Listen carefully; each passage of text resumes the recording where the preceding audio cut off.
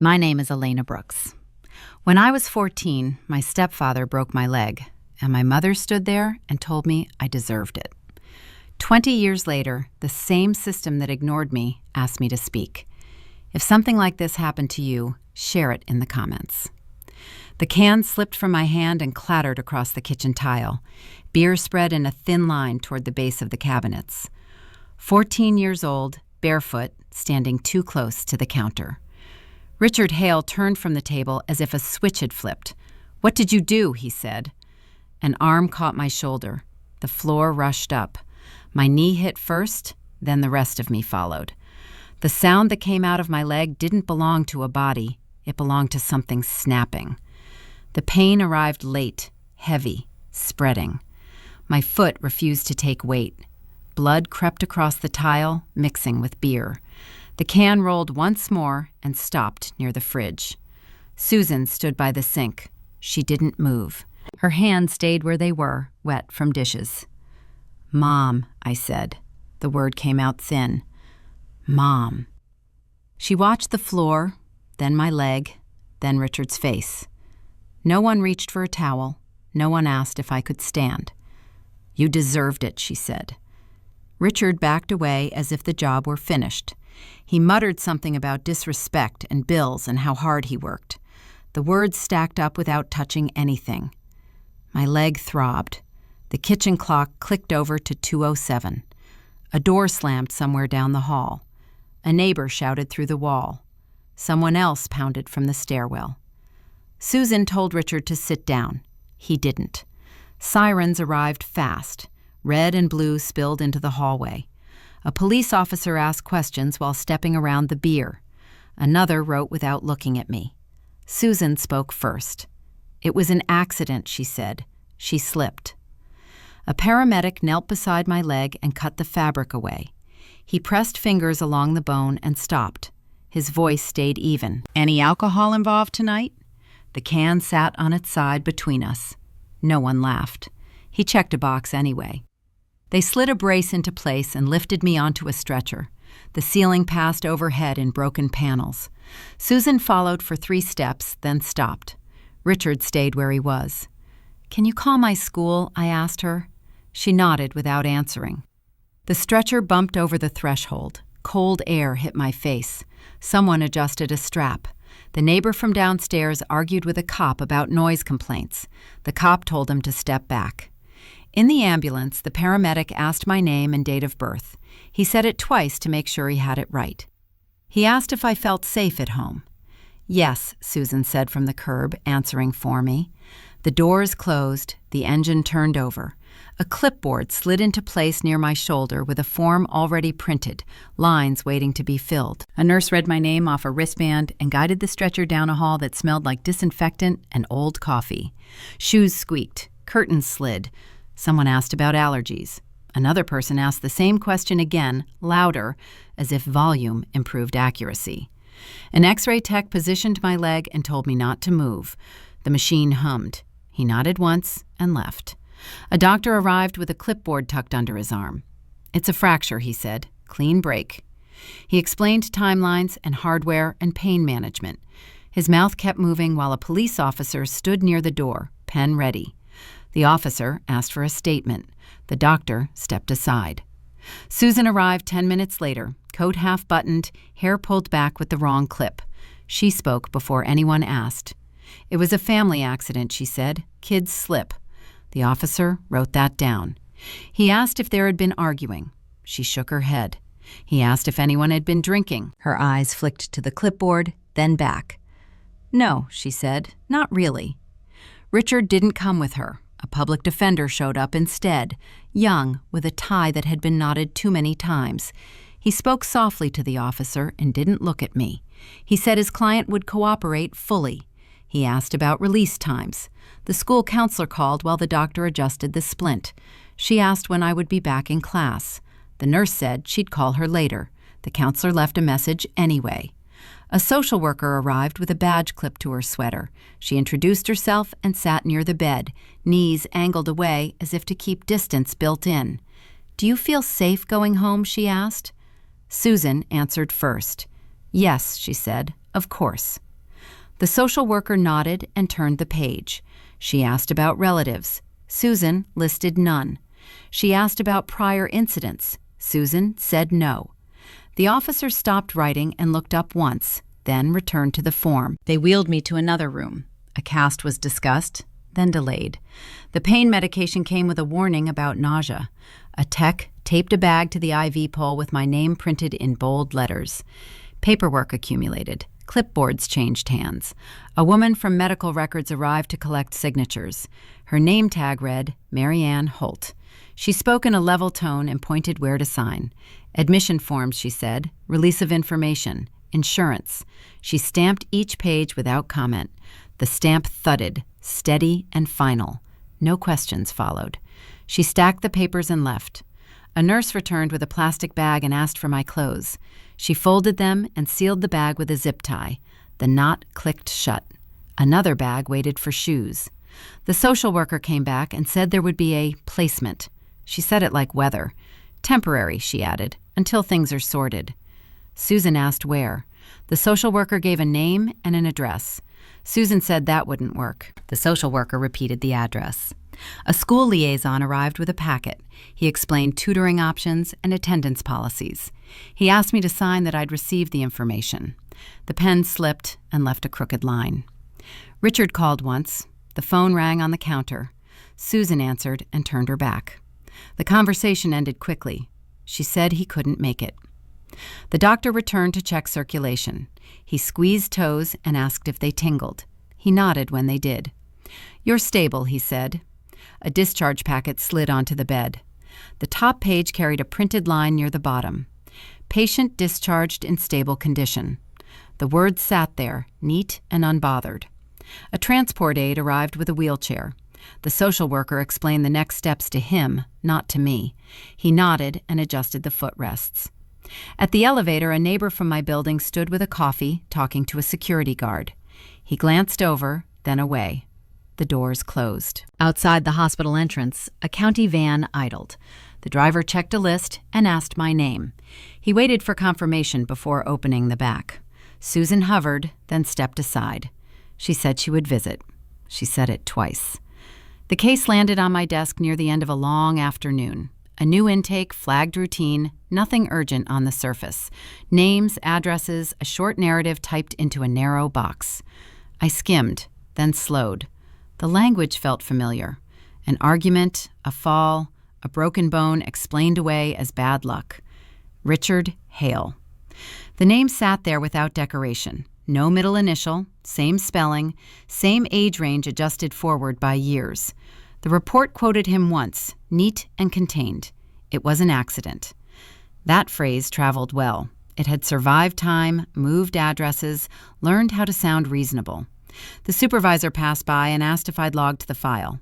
A nod answered her. She said deadlines were tight this quarter and reminded everyone about conflict disclosures. The reminder came with a smile and a laminated sheet posted by the copier. No personal involvement, no exceptions. My phone vibrated before I finished reading. Susan's number flashed, the same one saved years ago and never deleted. The message arrived first. Don't do this. It's over. Let it go. Another followed before the screen went dark. We've already paid enough. At lunch, a colleague asked if I wanted to grab soup. I said I had an errand. The office printer jammed, then whined back to life. The file stayed open on my screen until I closed it myself. The hospital archive sat 3 blocks from the main building, a low structure with a public counter and a sign about reduced hours. A clerk handed over a form and pointed to a line about records requests by private citizens. Photo ID, she said, and payment. Marianne Holt worked behind the glass, hair pulled back the same way as before. She looked up when I said my name. Recognition didn't show. She slid the form back after checking the boxes. "How many pages?" she asked. "As many as there are." She tapped at the keyboard and read off a number. The fee came next, calculated per page. A terminal beeped while the total added itself up. "That covers copying," she said. "Processing is separate." The receipt printed slowly. At the bottom, a line thanked me for my business. Marianne stamped the request and told me to take a seat. No questions followed. The stamp landed clean each time, blue ink drying fast. A cart rolled by with folders stacked high, each one thick with someone else's story. Susan called again while I waited. The phone stayed face down on the chair. A voicemail arrived, then another. The second one mentioned family. The third mentioned forgiveness. Marianne returned with a stack bound by a rubber band. She set it down and slid it through the opening. X-rays are on disc, she said. Radiology prefers it that way now. The disc came in a paper sleeve, my name typed crooked across the front. She handed over another receipt and pointed toward the exit. Have a good afternoon. The words landed out of habit. I nodded back. At the office, the conflict disclosure form waited in my inbox. I filled it out, checked the box, and forwarded the file to another analyst.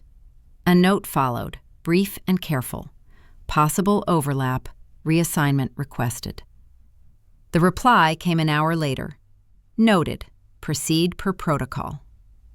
The district attorney's intake window closed at 4. I arrived with minutes to spare, folder tucked under one arm. A clerk accepted the packet without comment and flipped through to confirm page counts. Supplemental materials, she asked? Yes. She stamped the top page and slid it into a tray marked Pending Review. The stamp left an impression deep enough to feel through the paper. Anything else, she said? That's it. She pushed a copy back across the counter, the stamp still wet. Received, date, time. Outside, the sidewalk carried on as usual. People passed with bags and phones and places to be. A message from Susan buzzed through again. You're hurting people who love you. The phone went back into my pocket. The stamped copy folded once, then again, and slid into my bag. A light changed across the street. Traffic moved. I crossed with it and kept walking. The call from the prosecutor came mid-morning. Her voice stayed professional, paced to fit a schedule.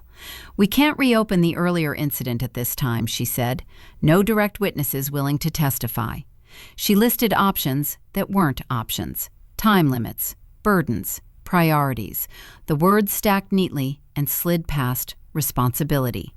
If that changes, she added, we'll reach out. The line went dead before I could say anything else. By noon, Susan found a way around the silence I'd kept. She didn't call my phone. She called the office. The receptionist transferred the message with an apology. Susan's voice came through thin and breathless, crying on cue. You're tearing the family apart, she said. People are asking questions. Do you know what this is doing to us? A pause followed, then a shift in tone. Richard is sick over this. An email arrived minutes later. Subject line, neutral and careful. A law firm downtown. Retainer language. Cease and desist. The letter warned against defamation and interference. It asked for compliance by end of business. A colleague stopped by my desk with a question about intake procedures. She didn't meet my eyes. Another walked past and kept walking. Conversations lowered when I stood. Human Resources requested a meeting.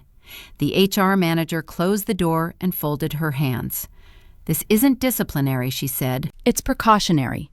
A policy printed in small font lay between us. Conflict of interest, appearance of bias, temporary measures. You'll step away from any files connected to Richard Hale, she said, including the new one. She slid a form forward. The pen waited. After the meeting, a system email landed in everyone's inbox. Subject, wellness reminder. The body encouraged balance, breaks, and resilience during challenging times. A link offered tips for managing stress at work. I clicked delete. Susan left another voicemail. This one used names from the past, neighbors I hadn't thought about in years. She said they were worried. She said they remembered me differently. A final message arrived before lunch ended. You don't have to do this. Come home. The new case moved on without me. Notes updated, deadline set. A calendar invite disappeared from my screen. The supervisor stopped by late afternoon. Take the rest of the day, she said. We'll sort it out. The badge scanner beeped red when I tried to access the restricted folder. Access revoked flashed briefly, then vanished. At the elevator, the public defender from years ago stepped out.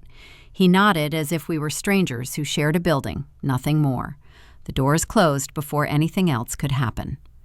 Outside, the day carried on. Traffic behaved. People crossed when the signal changed.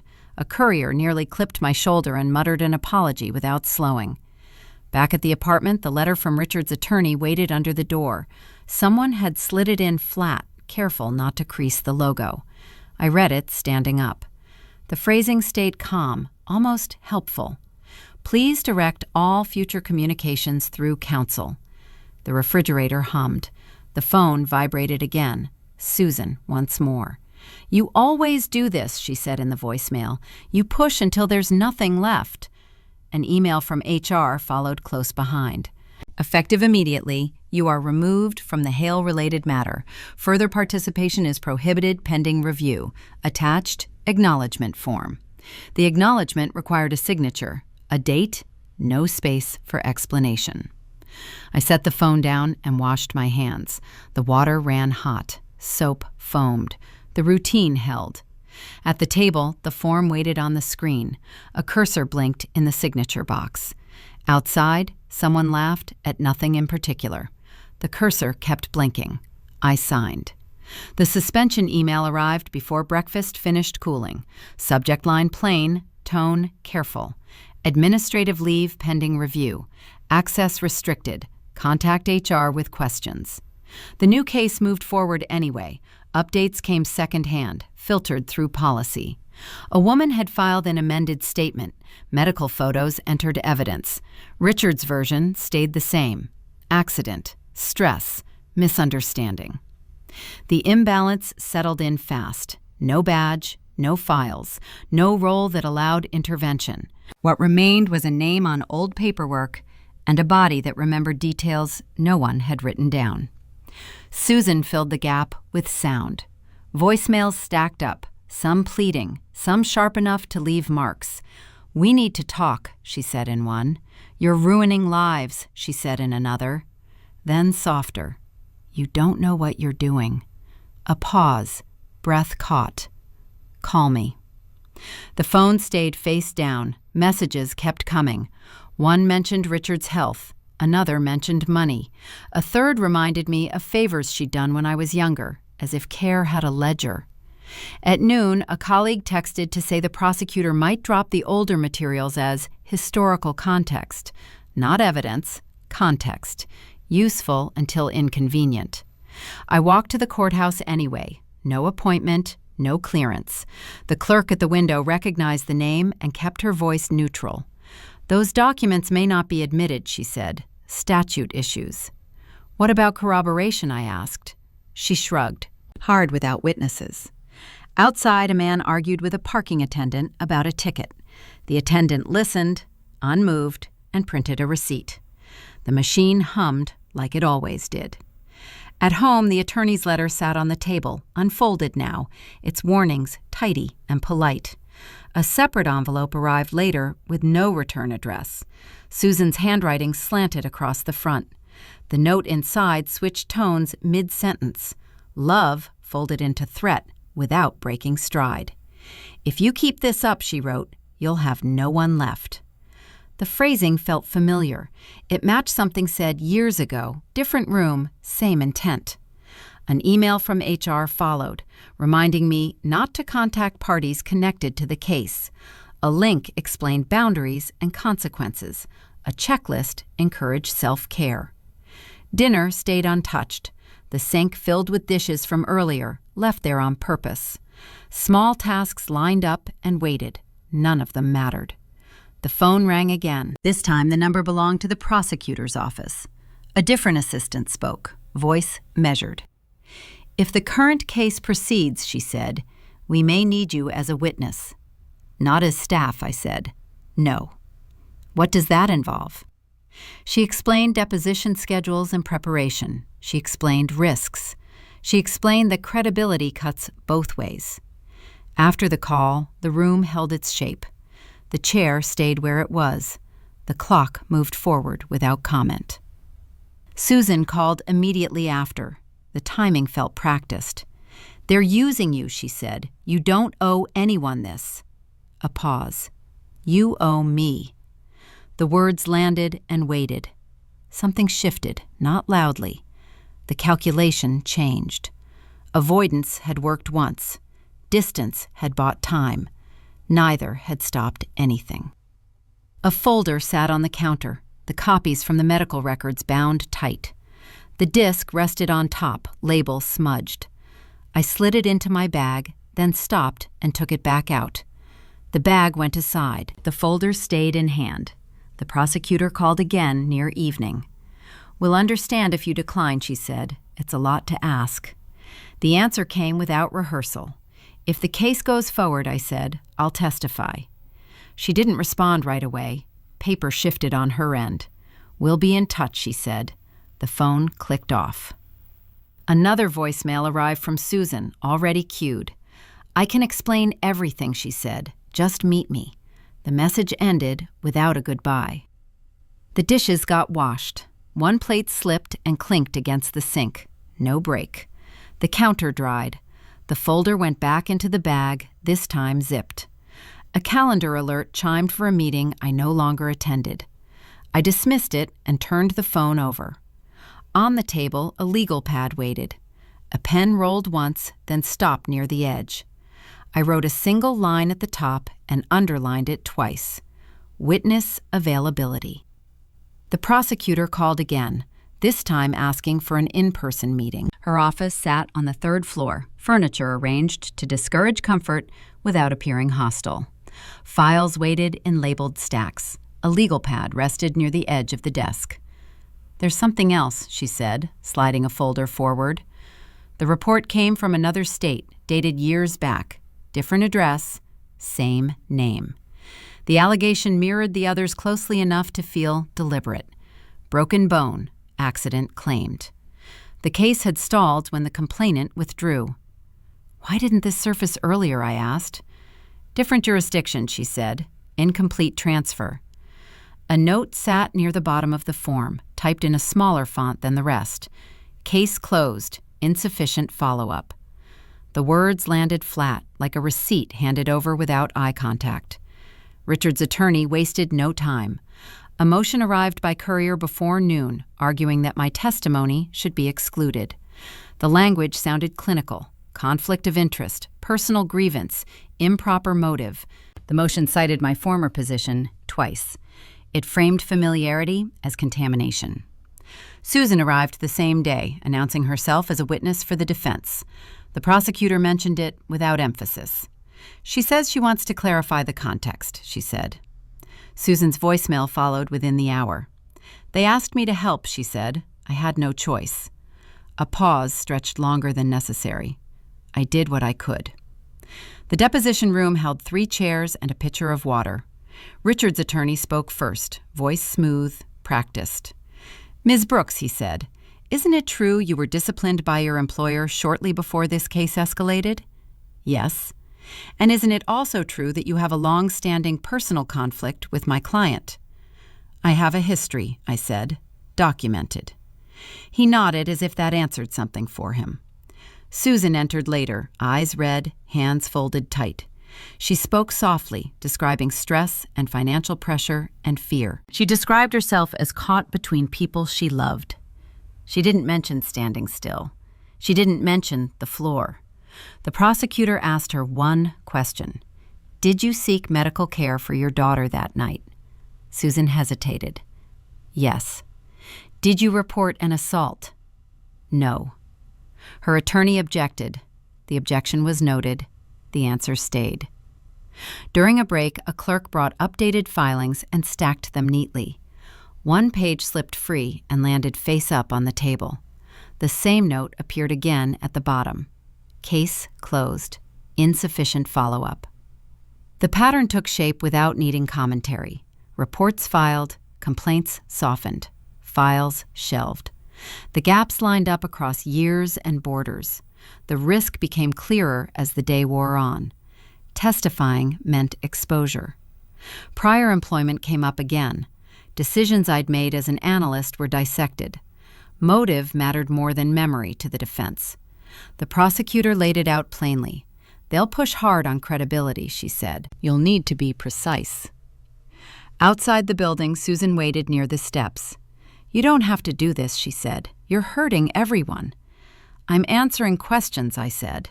Her mouth tightened. The softness drained away. "You always wanted control." A bailiff cleared his throat nearby. Susan stepped back and adjusted her coat. The motion hearing followed 2 days later. Richard sat behind his attorney, expression arranged. Susan took a seat behind him, close enough to touch. The judge reviewed the filings without comment, flipping pages at a steady pace. When he reached the supplemental materials, he paused. "These cases appear related," he said. The defense objected again. The prosecutor responded, measured and brief. The judge listened, then leaned back. "The court finds sufficient grounds to consolidate," he said. Motion to exclude denied. No emphasis followed. Just a date set for trial and instructions delivered with the same tone used for scheduling conferences. As the room emptied, a clerk handed me a packet. Witness guidelines. Court etiquette. A checklist explained where to stand and when to speak. "Sign here," she said. The line waited. The pen scratched across it and stopped. Outside, the street filled with afternoon traffic. Susan didn't follow. Richard didn't look back. The prosecutor walked beside me to the elevator. "There's no turning back now," she said, not unkindly. The oath came first, hand raised, words recited, voice steady enough to pass. The clerk nodded and pointed to the chair. Papers shuffled. A microphone clicked on and stayed on. Questions followed a line that had been drawn ahead of time. Dates, addresses, medical visits. What could be verified stayed in play. What couldn't stayed out. "When did you seek treatment?" the prosecutor asked. "The same night," I said. "County Hospital." "What records exist?" "X-rays, admission notes, discharge paperwork."